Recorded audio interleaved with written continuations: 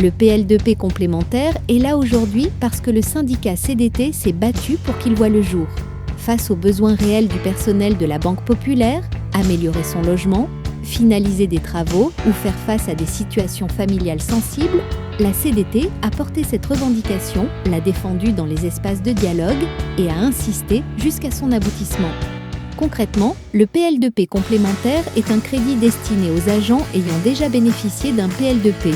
Il permet de financer des travaux d'aménagement, de finition ou d'extension du logement, que le PL2P initial soit toujours en cours ou déjà arrivé à échéance. Ce dispositif permet également le rachat de la part du conjoint, notamment en cas de divorce, de perte d'emploi ou de créances contentieuses. Des situations complexes que le syndicat a tenu à voir encadrées et prises en compte. Le montant du PL2P complémentaire est plafonné à 30% de la valeur du bien ou du programme d'investissement. Jusqu'à 200 000 dirhams, le déblocage se fait sans devis ni expertise, directement sur le compte de l'agent. Au-delà de ce montant, les travaux sont encadrés, avec présentation des devis et un déblocage progressif selon l'avancement, après constat technique.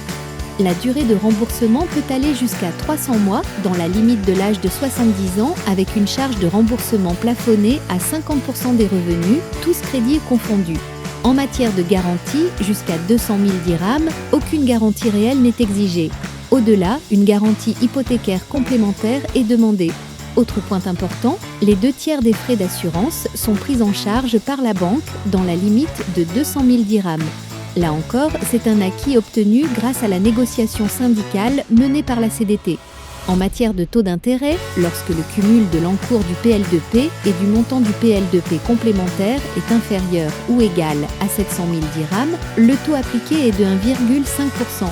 Lorsque ce cumul dépasse 700 000 dirhams, le taux est de 1,5% jusqu'à 700 000 dirhams et de 2,5% sur la partie dépassant ce seuil.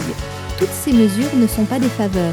Ce sont des droits conquis, obtenus parce que la CDT s'engage, négocie et tient ses engagements, toujours dans l'intérêt du personnel.